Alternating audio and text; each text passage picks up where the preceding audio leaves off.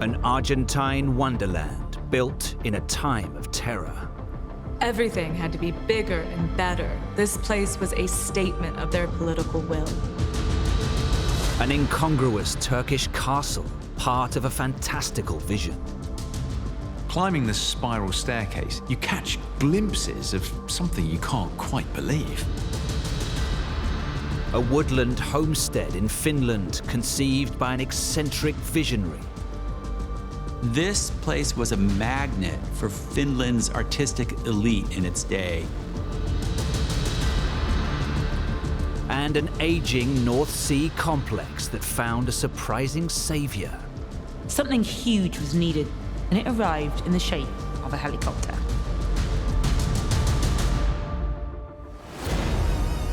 Decaying relics. Ruins of lost worlds. Sites haunted by the past. Their secrets waiting to be revealed.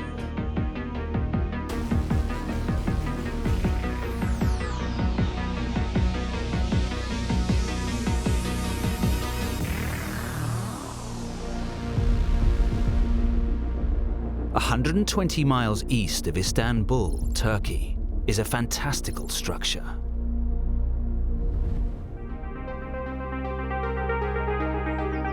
It's almost like a fairy tale. It's got turrets and it very much the old castle feel to it. You half expect to see Rapunzel letting down her hair from one of the balconies. This building looks like it would be more at home in Renaissance France or Disneyland than rural Turkey. Beyond its storybook facade, the illusion is shattered. The walls and floors are bare concrete and blockwork. It's just a shell. The plumbing's exposed, and the floor is covered with layers of dust and rubble. This structure, though, is far from alone. Climbing the spiral staircase inside the tower, you catch glimpses of something you can't quite believe. When you kind of zoom out and look at it from above, it just goes on, and it's just pretty unbelievable, the vastness of it all. Tower after tower and building after building, mini mansion after mini mansion, it's just really surreal. Why build so many of these crazy structures? And where did it all go wrong?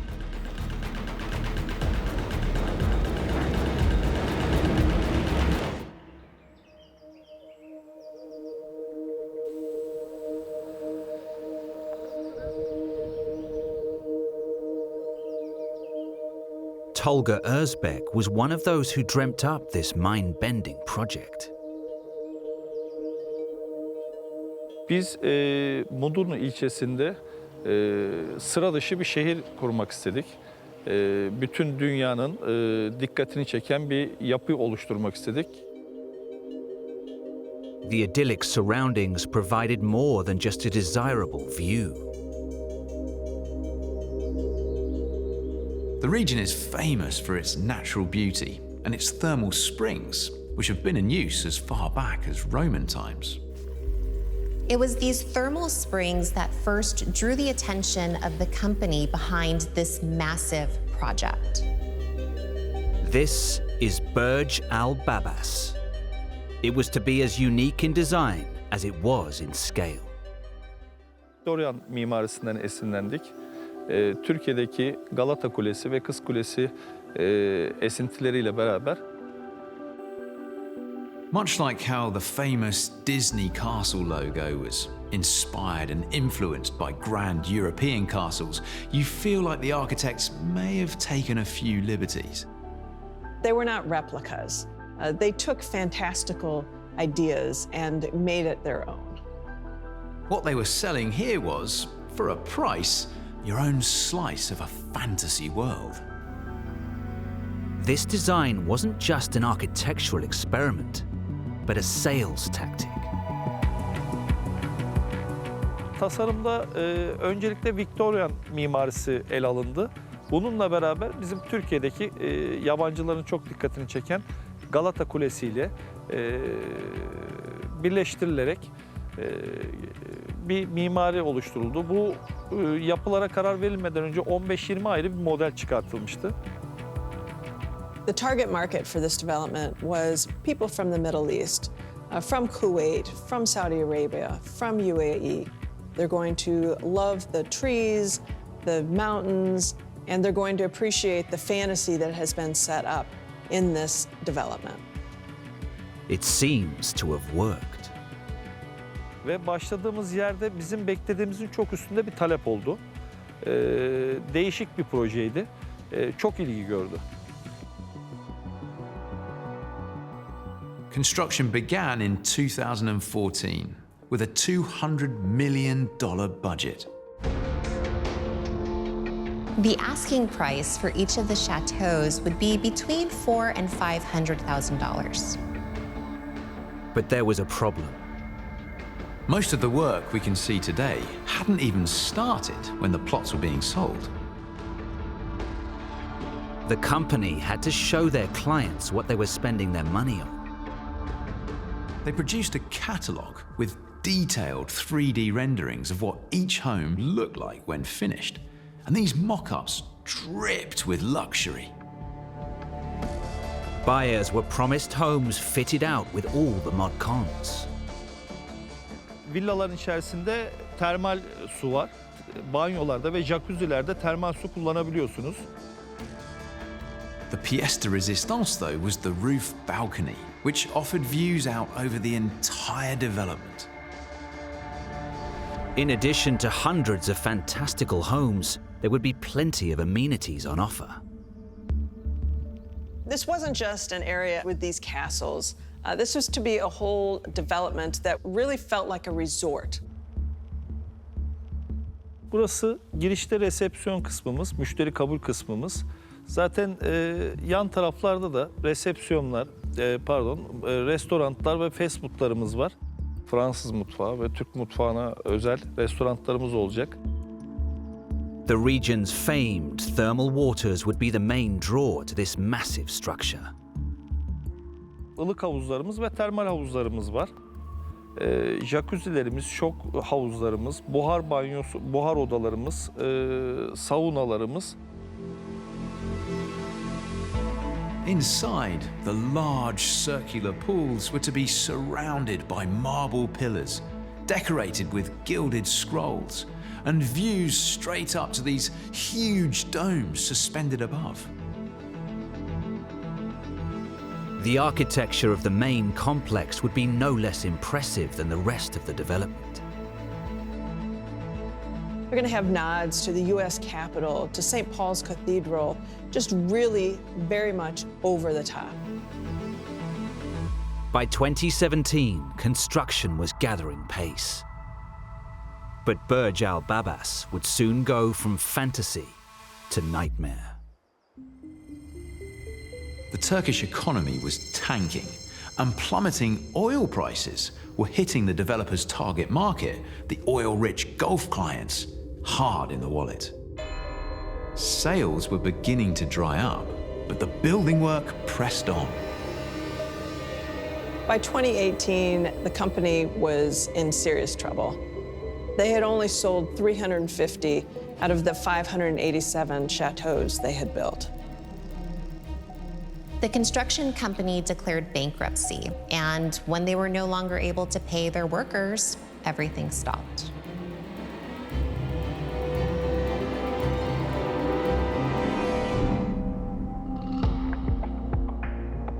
By 2020, the company had cleared its debts and planned to restart construction. But hit by the COVID-19 pandemic and bad weather, the project was further delayed. Today, Mr. Tolga's organization believes that work will begin again soon. Ve tekrar işte yabancı yatırımcılar temin ederek ve yabancı yatırımcıların iştiraklarını sağlayarak önümüzdeki aylarda inşaatına başlayarak 2023'ün sonlarına doğru açmayı düşünüyoruz. 2024'te de tamamen tüm aktiviteleriyle beraber devreye almış olmayı düşünüyoruz.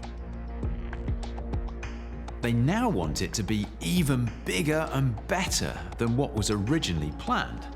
There'll be 6 man-made lakes, a horse riding area, and even cable cars and a monorail. Whilst to some these plans are highly ambitious, to others they are fantasy. But with international interest reigniting, perhaps Burj Al Babas is closer to reality than it might appear. With 78% of the chateaus partially finished, it wouldn't take much to get the rest of the project completed as long as the money is there. They have a new investor. They're optimistically moving forward. Bundan çok mutlu olacağız. Emeklerimizin karşılığını alacağız. Ve bu çılgın projenin bitmiş olduğunu görmekten mutlu olacağız.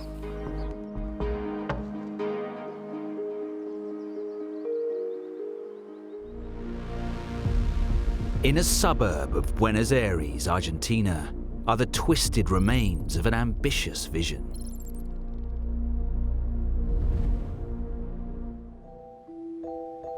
There's this huge area of parkland.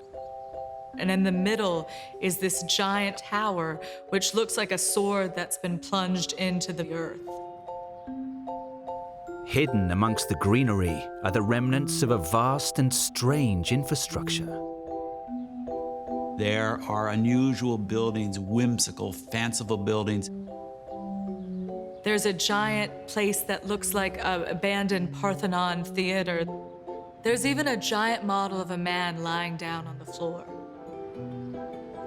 Abandoned trains, carcasses of rides, and the twisted steel of roller coaster tracks leaves you in no doubt that this was once a theme park. It was born into an era of upheaval. These monumental, rusted skeletons are the remains of a controversial vision. This bold vision, though, becomes mired in corruption, and then it ends in a tragic accident.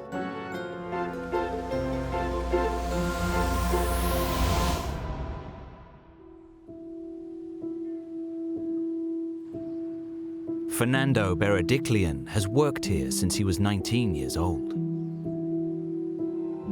Y para mí, el mejor trabajo que tuve es y que estuvo más feliz. Algo que donde hice amistades, donde conocí a mi esposa.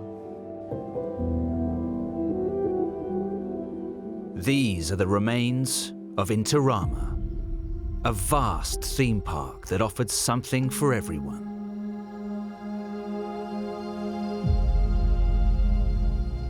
Había, digamos, 3 montañas rusas grandes, después había fuentes, aguas musicales, después, bueno, autos chocadores, autos de carrera. Era un mundo, el mundo ideal, era Disney en Lugano. In stark contrast to the joy and wonder Fernando remembers here, Interama began life in a moment of national crisis. In 1976, there was a particularly noteworthy coup that threw out the government of Isabel Perón. A junta of military leaders took over. The National Congress was shut down, censorship was ramped up, trade unions were banned, and the entire national government was brought under military control. With the new regime came a man determined to make his mark on the city. The junta appointed a man named Osvaldo Cacciatore as mayor of Buenos Aires. Cacciatore had this motto, si lo quiero, lo haga, means if I want it, I do it. If he wanted to bulldoze a neighborhood and build some big project, he just went ahead and did it. In 1977, the mayor put out a call for companies to bid on building the amusement park. The vision was to create an Argentine Disney World, capable of receiving 100,000 visitors every day. But from the very start, there were allegations of dodgy dealings. Conveniently, the company that won the bid was stuffed full of members of the new military government. It was all pretty cozy. The groundworks began in late 1978. Omar Vasquez was soon brought in to oversee the project. Vine acá, última semana del 79. Bueno, había mucha gente, muchos contratistas, 700, 800 contratistas tenía en ese momento, a la mitad de la obra.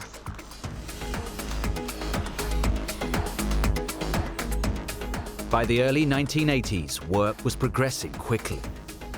But Cacciatore had exacting standards. He supposedly took one look at the ticket offices and felt that they were too small, so he ordered them to be rebuilt, this time bigger than Disney's. For those in power, Interama couldn't be finished soon enough. Un encuentro acá, 1 o 2 veces que lo vi en la municipalidad, y la vez que vino estarían en 150 metros de altura la torre y me hizo subir atrás de él y llegó arriba y me dijo, bueno, veo que si no terminas la torre para fin de año te cuelgo de la antena. It has been suggested that there was more than just ambition behind the need for speed. The country's military dictator, Lieutenant General Galtieri, thought it would be a good time to start a war. He sent forces out to reclaim this wind-swept group of islands, which in Argentina are known as the Malvinas, but the British and much of the rest of the world knew as the Falkland Islands. And this was British territory. The British were willing to fight for it, and it kicked off this short, very nasty war. It's said that the military government decided to open this park in a quick manner so they could just kind of distract people from the absolutely disastrous Falklands War. We still talk about how the Roman emperors, when things weren't going so well, would give the public bread and circuses, cheap entertainment to take their minds off of bad economic conditions. On the 21st of September 1982, just a few months after the conclusion of the war, the park opened.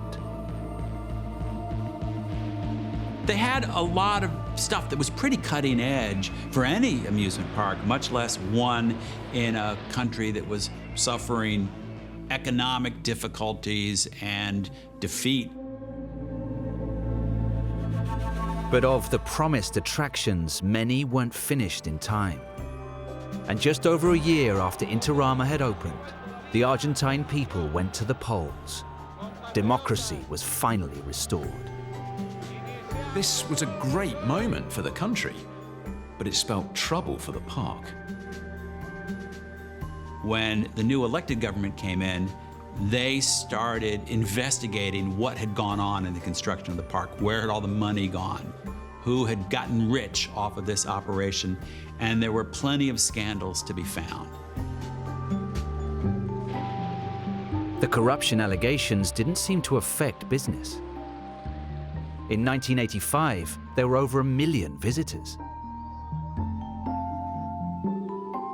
But something happened here that was heartbreaking and helped lead to the ultimate demise of this particular dream.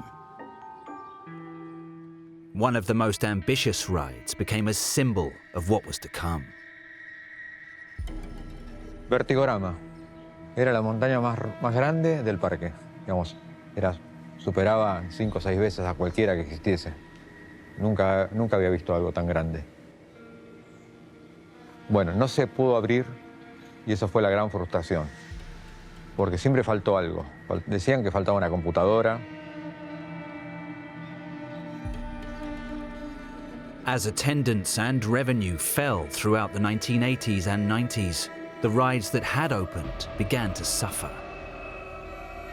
It was hard to keep all these high-tech rides maintained. They didn't have the investment money. By the early 2000s, the park was struggling to survive. It would soon be struck by a fatal tragedy. Caminando por acá recuerdo el huracán, que es un juego que la verdad que nos marcó a todos como empleados, como compañeros, como amigos. De que acá estaba el tablero del control, veo las marcas de donde iban las rejas, donde cayó este muchacho. On the 18th of February 2001, a 21-year-old park worker called Hernan Fischetti was testing Hurricane. When it was right at the very top, Hernan was thrown from the car and smashed into the security fences below. He later died of his injuries in hospital. In the wake of Hernan's death, Interama entered a terminal decline. In 2003, a judge ordered an inspection of the 58 remaining rides and found that 12 of them needed to be shut down immediately due to safety concerns. That led to a kind of downward spiral where it became hard to maintain the rides. That led to greater fall-offs in attendance. The money just wasn't there to keep it operating.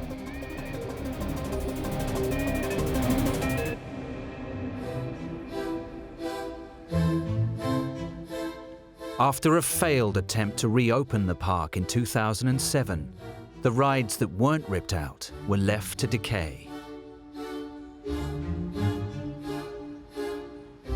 Un dolor porque uno cuando ve que, digamos, donde pasó muchos años, se va desarmando, algunas se fueron vendiendo, otras se fueron cortando y desarmando y vendiéndose por... Creo que he pasado por un montón de trabajos. Este es el mejor y creo que es el que nunca me voy a olvidar.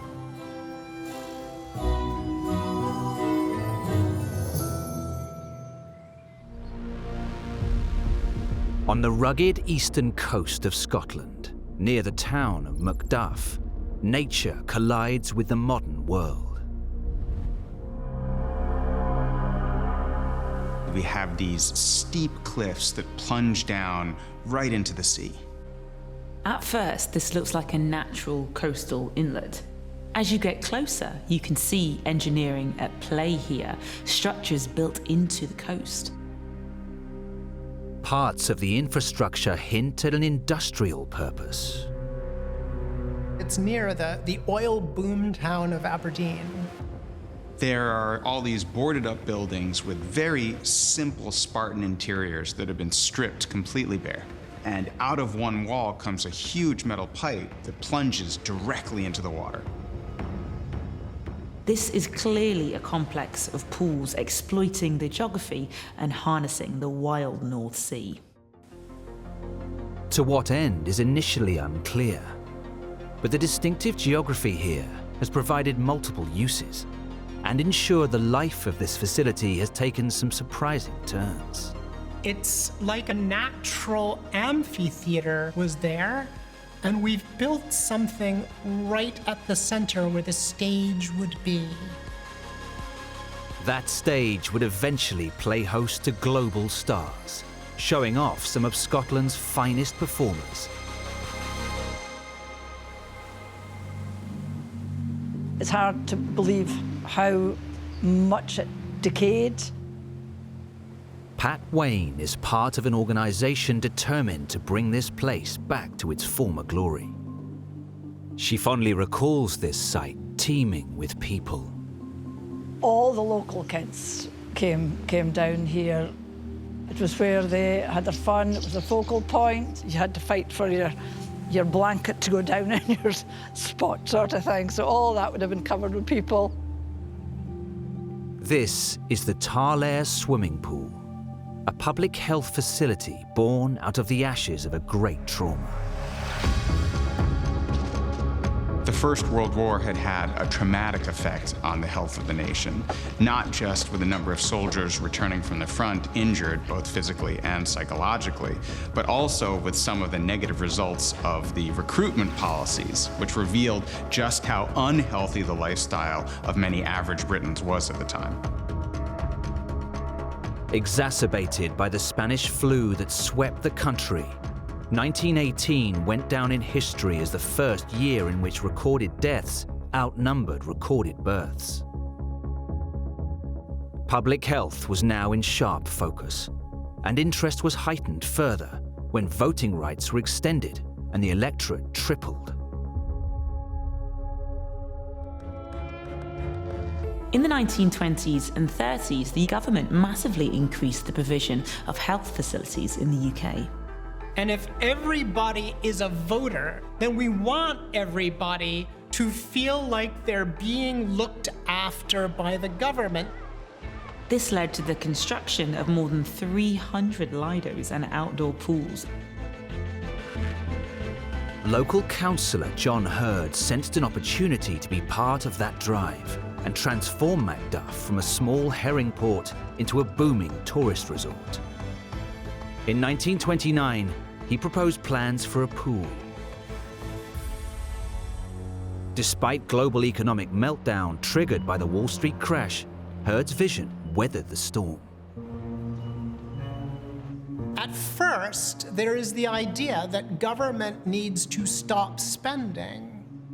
It takes a little while for people to figure out during the Depression that public works are a good way to use public money to keep people working.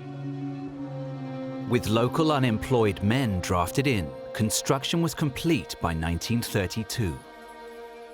On the 22nd of July, 3,000 people flocked to the coast of the Moray Firth to celebrate its opening. So the Tarlair opening gala, that was the place to be. And it became known as the Mecca of Moray. Its contemporary design, with the symmetrical T pavilion at its heart, tapped into a vision of progress and luxury. The clean white lines of the Art Deco structure really contrast with the rugged rocks of the Aberdeenshire coast. The Art Deco style was very popular for lidos and other swimming facilities at the time. They evoked the glamour of New York, Hollywood, or the French Riviera. John Hurd and the town council were praised in the press for an outstanding piece of public enterprise. Its unique engineering and rugged construction provided the local community with a facility that would stand the test of time. All of this is going to be filled and filtered and cleaned by Mother Nature. We are using the power of the sea to bring fresh seawater into the pools. For many years, the pools were a huge success. Pat recalls the fun-filled atmosphere when thousands enjoyed the array of facilities and events on offer. It was the community, really. On a nice day, in my memory, it was always a nice day. Over there, beside where the picnic benches are, was the play park. And there was a set of old-fashioned swings. This area in the middle, between the boating pool and the big pool, had lines of benches. And you can see in the old photographs, they're just packed. Every seat is taken. But the times were changing, and technological advances began to impact Tarlair. Gradually, outdoor pools became less attractive compared with indoor heated facilities. Cheap airlines start to fly. It's easier to get onto a ferry with your own new private car and travel on the continent of Europe. With travel becoming easier and cheaper, there's always the chance of a nice beach in the sun. The complex entered a period of decline.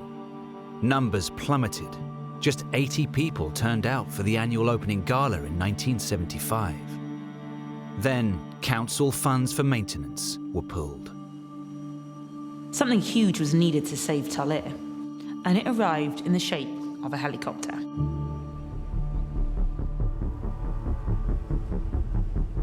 Tarlair's dramatic setting gave its owners an idea for a radically different use. we've got a place here where natural geography makes performance better. And that means that we can put people on a stage in this beautiful spot and have their voices heard by hundreds, by thousands. The pools became the venue for an annual music festival. The most iconic of these would be remembered in Tarlair for years to come. In 1994, the venue hosted a sellout crowd of 5,000. Playing were two of the country's biggest bands at the time. These two bands were Scotland's own Run Rig and Wet Wet Wet. Wet Wet Wet were in the midst of their monster run at the top of the charts with Love Is All Around. The festival began with Run Rig headlining a wet and windy day. They came in on a helicopter from the golf course at the top there. I was down here in the middle of the boating pool. But there was a period of panic when some of the staff hadn't fully comprehended the nature of these swimming pools. The water started to come in where there was a bridge here between the two pools, and the people with their big 1 metre long brushes trying to brush back the North Sea until they realised it was a lost cause. Despite the concert proving a great success, occasional music events were papering over the cracks. By 1995, the pools were abandoned.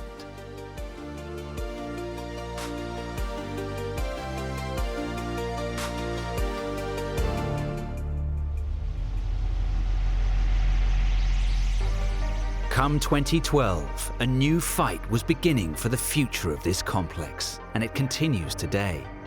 Pat is at the forefront of a new vision. Our passion is to bring this back to the community again and relive the memories and give the youth of today the opportunity to have the kind of memories that we had. My idea would be to have climbing towers, high bridges with a zip line going into the big cool pool, a sort of zip and dip, just to sort of finalise the whole thing.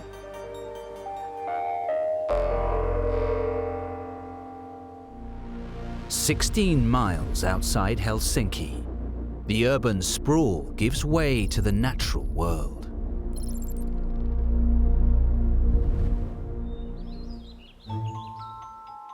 When you think of Finland in the summer, you think of wild land, lakes that outnumber people.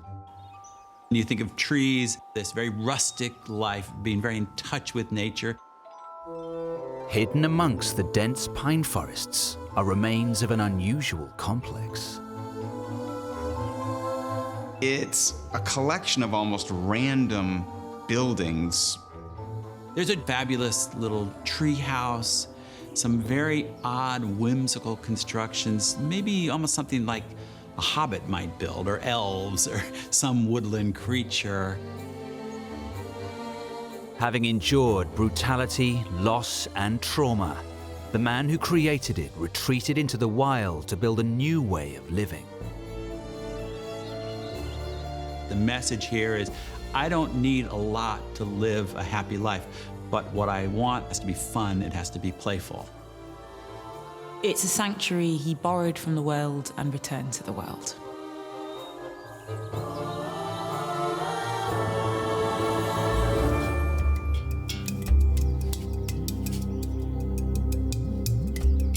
When I came here 25 years ago, I felt that he was like a lunatic, you know, a village lunatic or something like that.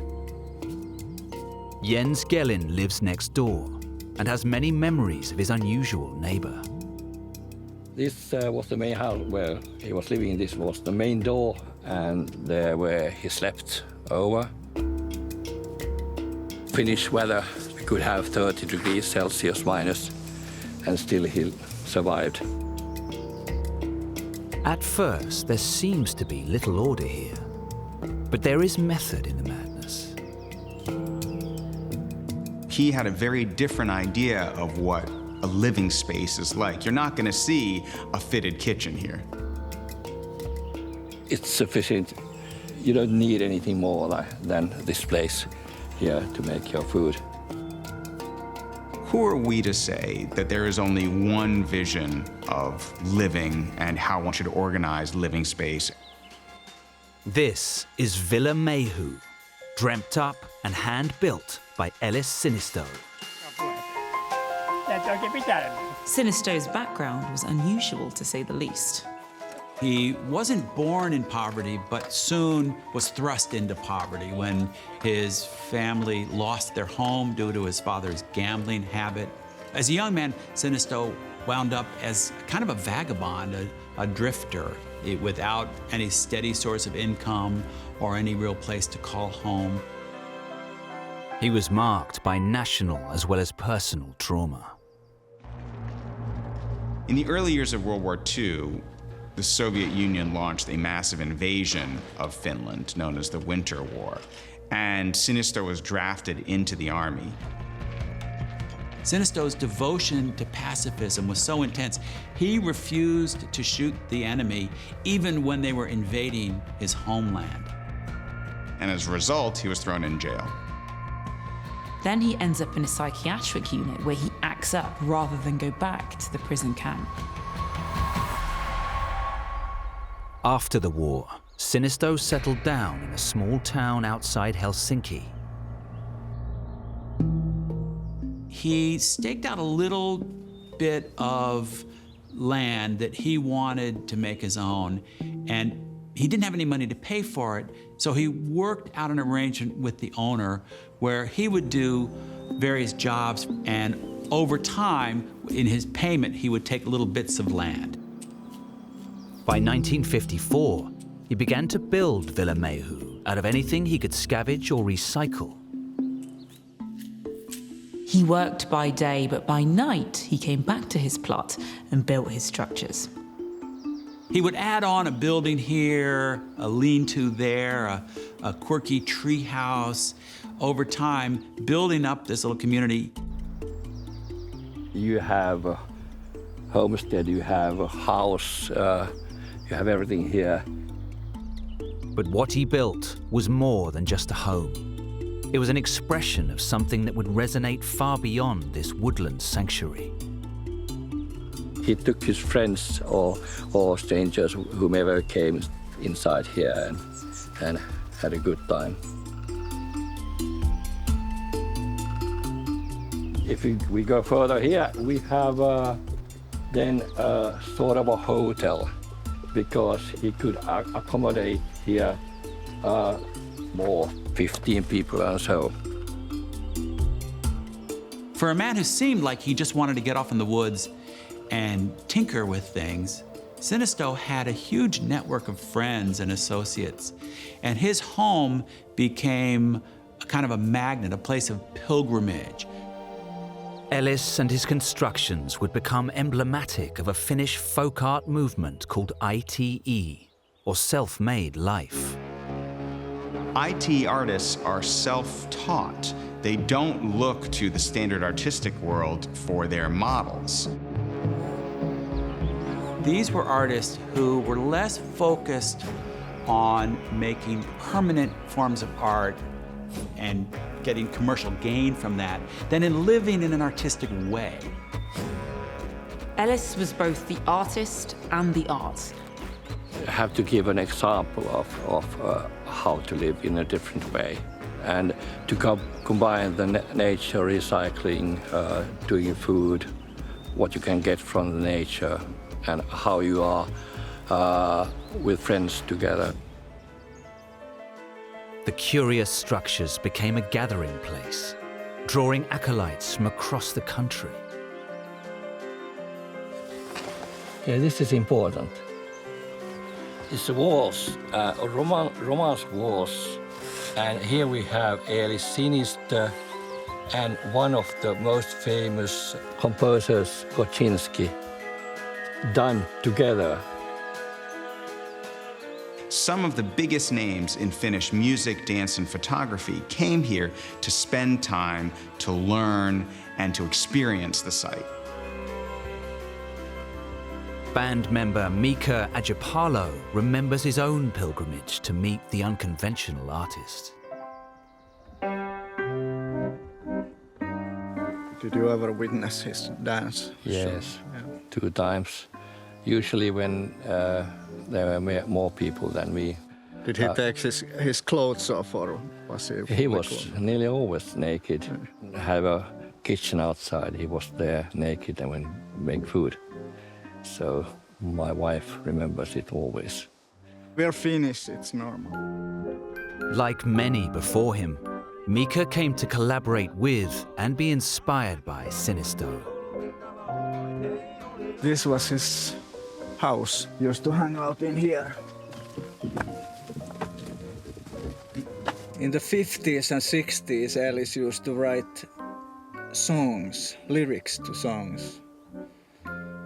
And when he met us, he gave us these lyrics. Well into his 90s, Ellis and his unique creations provided a space for generations of artists to unlock their creativity.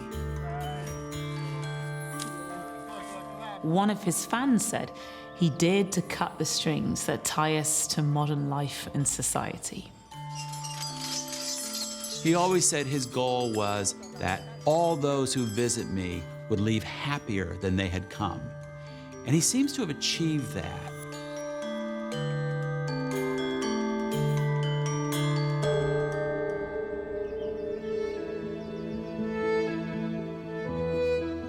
Last time I was here, it was in 2004 at Ellis's funeral. And in this pond, his ashes were scattered. Even in death, Ellis Sinisto's philosophy lives on. When he passed away in 2004, his friends and followers were left with a question what to do with this quirky collection of buildings and artifacts that he had created. Basically, they're built to fall apart. So how do you preserve something that's not really meant to be preserved? His followers see this site as a sanctuary that Sinisto borrowed from the world. He borrowed from it, and he's giving it back to the world. Things pass on, lives come, and then nature then takes over, and time moves along, and nothing is here forever.